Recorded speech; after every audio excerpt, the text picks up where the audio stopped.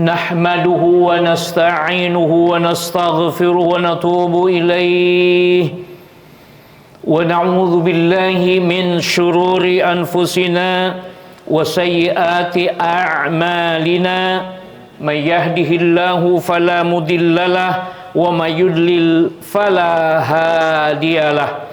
Asyhadu an la ilaha illallah wahdahu la syarikalah lahul mulku wa lahul hamdu wa huwa ala kulli syai'in qadir. Wa asyhadu anna Muhammadan abduhu wa rasuluhu wa innahu la nabiyya ba'dah. Allahumma salli wa sallim wa barik ala nabiyyina Muhammadin wa ala alihi wa sahbihi ajma'in. Amma ba'd. Ayuhal mujtami'una rahimakumullah, ittaqullaha haitsuma kuntum la'allakum turhamun. Wa'lamu inna asdaqal hadithi kitabullah wa khairal hadyi hadyu Muhammadin sallallahu alaihi wasallam wa syarrul umuri muhdatsatuha wa kullu muhdatsatin bid'ah wa kullu bid'atin dhalalah wa kullu dhalalatin finnar.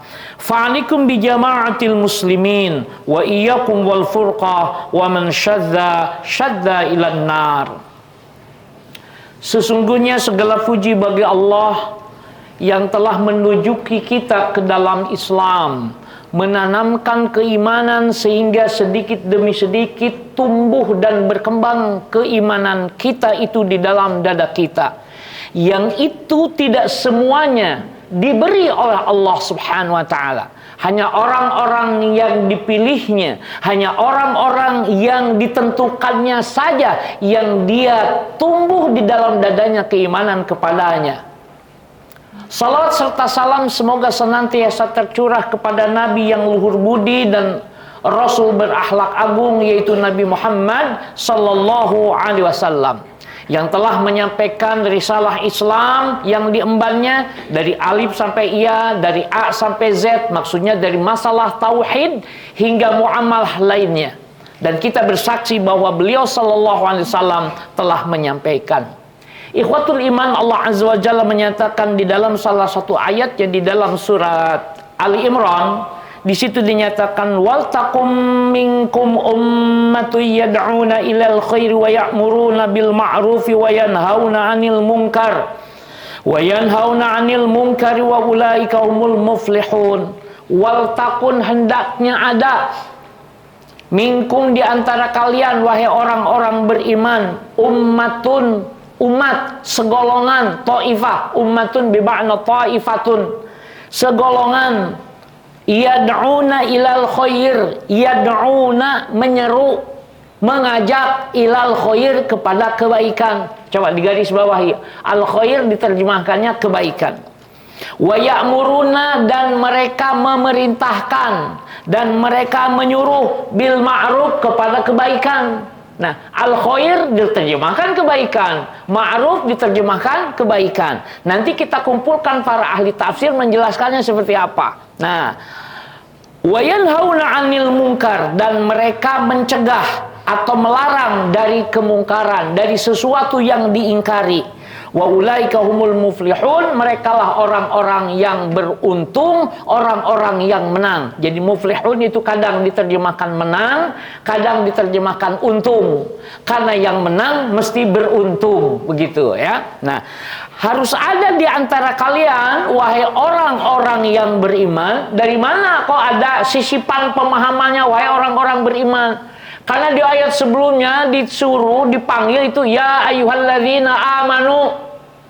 Ya ayyuhalladzina amanu taqullaha haqqa tuqatih. Itu di Ali Imran 102-nya. Ini Ali Imran 104-nya.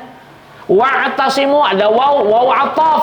Waw ataf itu apa? Waw yang menghubungkan. Oh, berarti ayat 103 masih ada hubungannya dengan ayat 102. Wal takum, wawunya itu waw ataf lagi, berarti ada hubungannya dengan Ali Imran 102. Maka minkum, hendaknya ada di antara kalian wahai orang-orang beriman, karena dinisbatkan kepada ayat sebelumnya. Ummatu yad'una ilal khair, segolongan umat yang mengajak, menyeru kepada al khair, kepada kebaikan. Para ulama menjelaskan bahwa al-khair itu adalah kebaikan yang disetujui oleh Quran dan Sunnah, itu khair. Kan? Bedanya dengan ma'ruf apa? Kalau ma'ruf adalah kebaikan universal.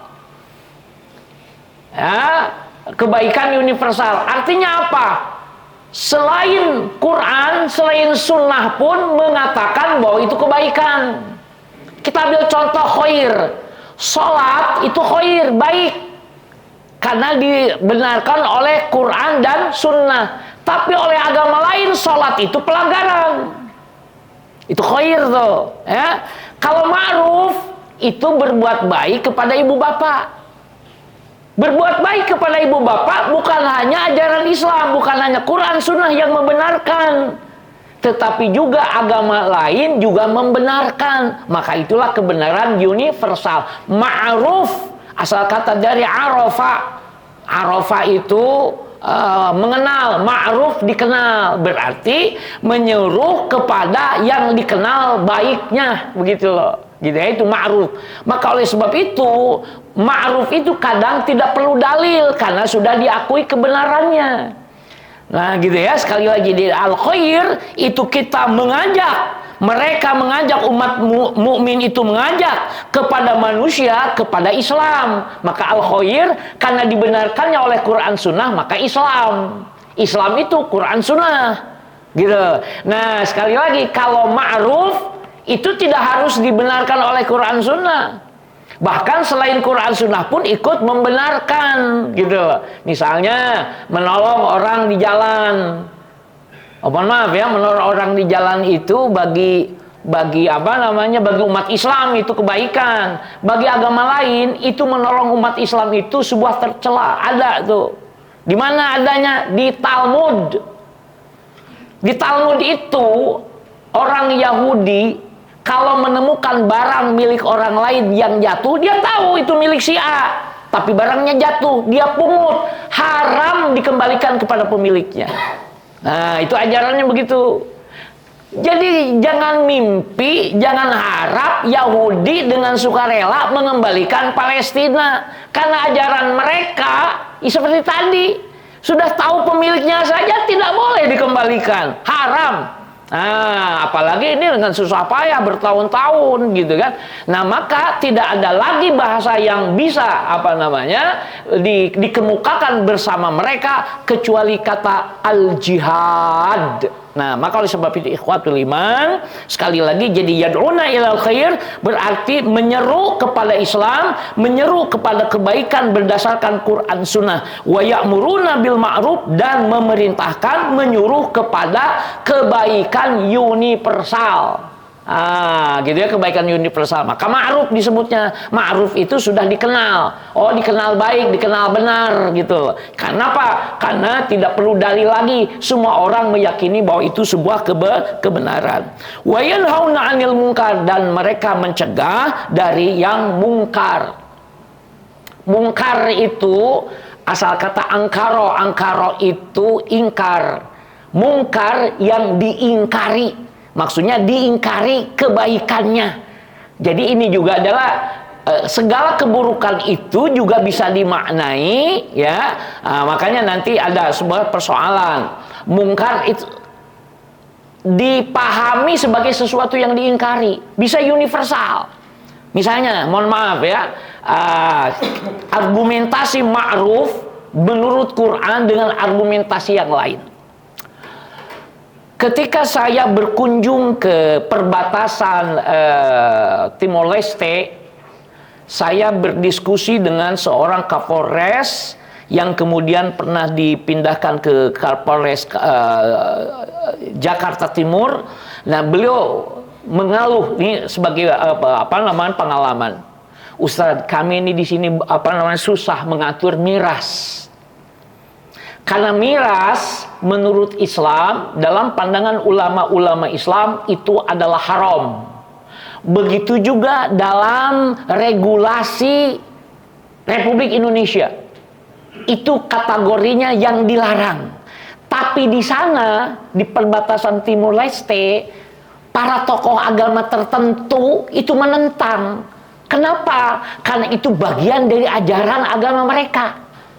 Mirasnya itu adalah darah, sementara roti adalah simbol dari daging seseorang, maksudnya yang dipertuhankan. Nah, maka kemudian agak sulit diajak komprominya. Nah, maka oleh sebab itu kemudian Islam datang, boleh dibilang adu argumentasi, bisa pembuktian. Miras kenapa dilarang oleh Islam? Karena itu adalah sumber kriminal. Jadi berawal dari kriminal itu bisa dimulai dari mabok-mabokan, dari meminum minuman minuman keras, kemudian hilang kesadaran, maka ini bisa berkembang menjadi perzinahan, kemudian pencurian, pembunuhan. Maka miras menjadi ibu dari segala bentuk kejahatan.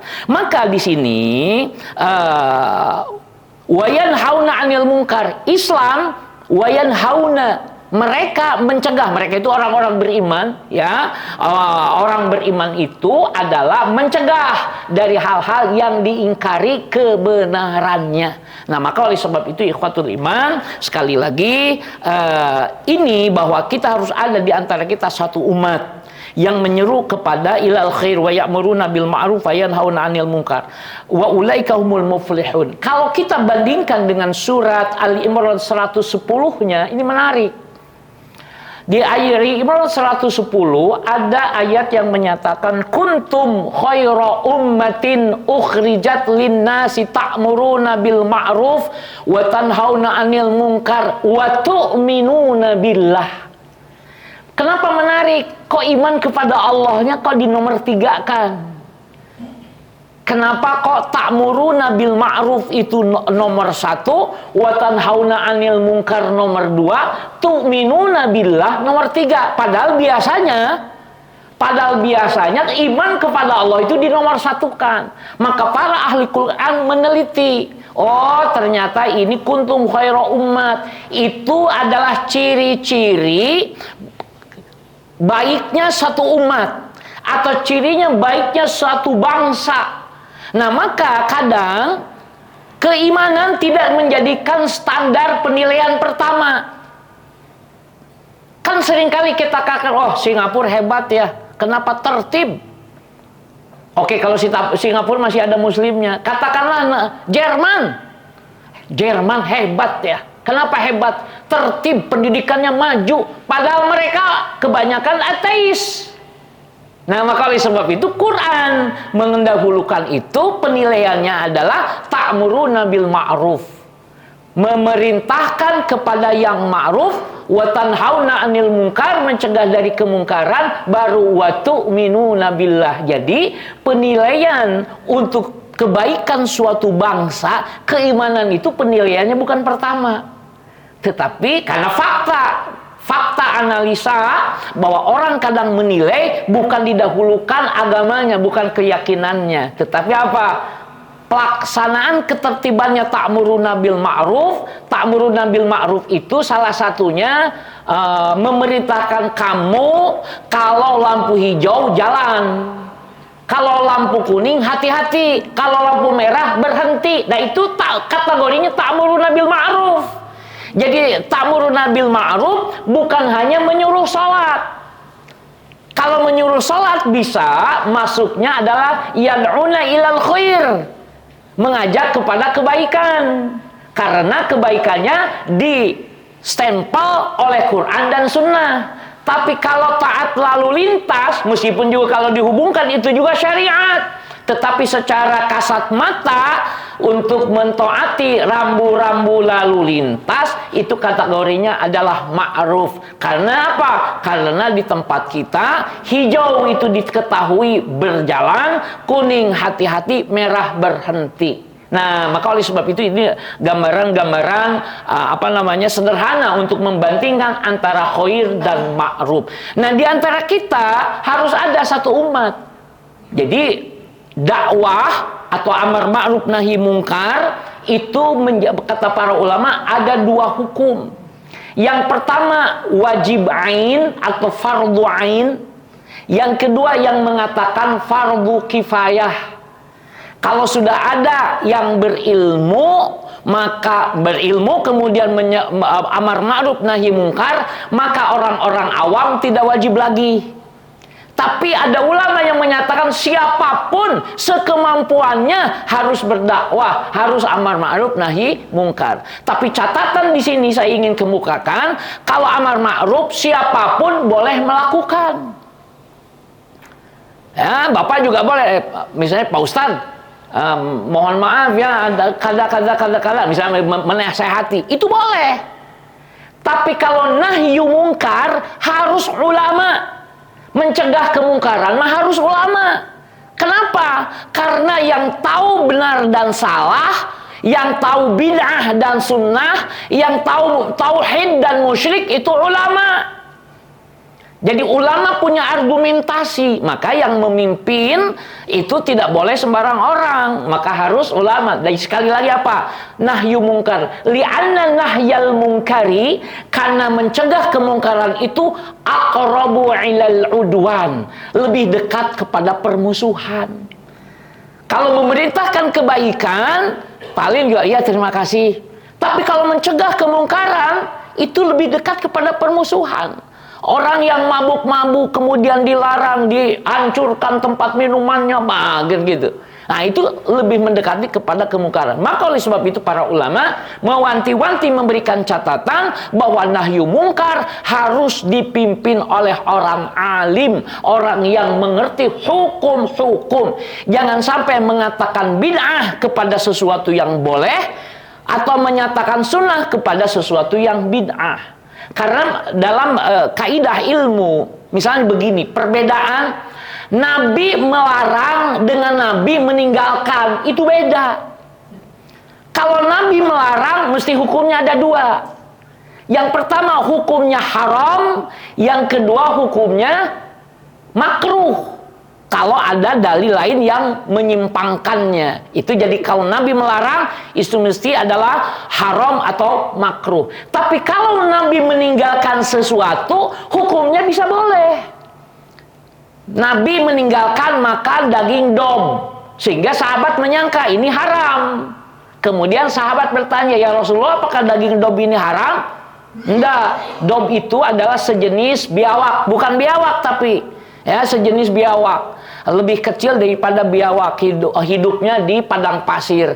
Nah, oh tidak, kata Nabi, saya menghindari makan karena di tempat kami tidak ada biawak, tidak ada dom.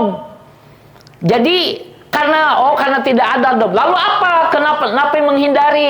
Mohon maaf, kan seringkali kita melihat binatang yang baru kita lihat, kadang jijik, kadang geli, gitu kan? Tapi Nabi tidak mengharamkan. Jadi kalau Anda suka makan dog, makan, kan begitu kurang lebih. Tapi Nabi meninggalkan. Nah, maka oleh sebab itu penelitian para ulama terhadap apa yang Nabi tinggalkan menjadi banyak.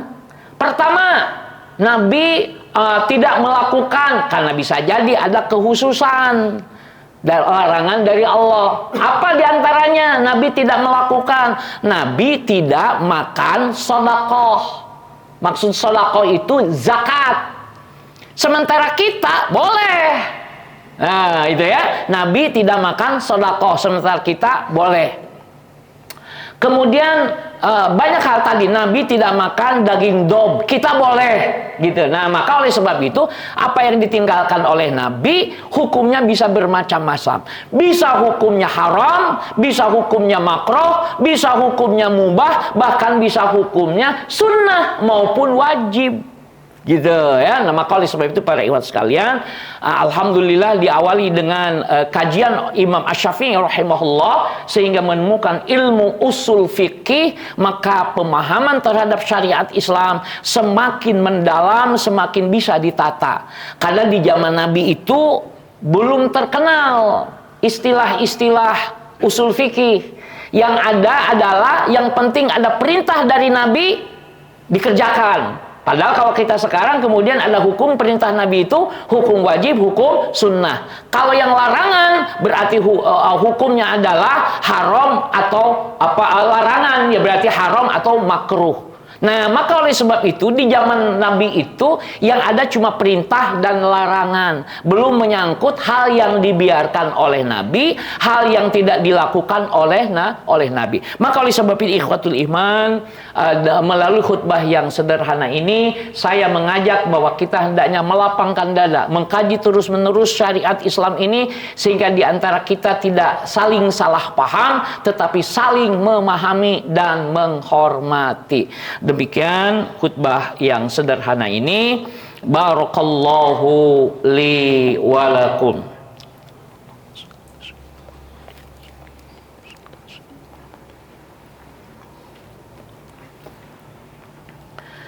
Alhamdulillahilladzi radiya lana al-islam dina wa nazzala ilaina kitaban muniran mubina. Nahmaduhu hamdal fuqara'i ilahi wa rabbunal ghaniyul hamid wa nashkuru lahu syukras sa'ilina min fadlihil mazid. La ilaha illa huwa rabbus samawati wa rabbul azizul arshil majid al-fa'alu lima yurid wa sallallahu wa malaikatu wal mu'minuna ala khatimil anbiya'i wal mursalin Muhammadin nabiyil amin al-mab'uthi rahmatan lil alamin wa ala alihi الأطهار الطيبين وصحابته الأبرار السابقين أما بعد فيا أيها المسلمون عباد الله أوصيكم بتقوى الله فإنها رأس الأمور كلها اللهم صل على محمد وعلى آل محمد كما صليت على إبراهيم وعلى آل إبراهيم وبارك على محمد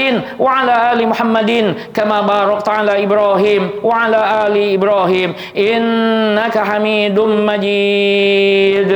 اللهم اغفر للمسلمين والمسلمات والمؤمنين والمؤمنات الأحياء منهم والأموات برحمتك يا أرحم الراحمين. اللهم أعز الإسلام والمسلمين وذل الشرك والمشركين ودمر أعداءك أعداء الدين. اللهم انصر إخواننا المسلمين الموحدين في فلسطين وفي أويغور وفي Syria khasah wa fi buldanil muslimin ammah. Allahumma shdud wat'ataka ala kufaril ladzina yuharibunal islam wal muslimin. Allahumma shattit syamlahum wa farriq jam'ahum. Allahumma ihzimhum wa zalzilhum. Wa sallallahu ala nabiyyina Muhammadin walhamdulillahi rabbil alamin.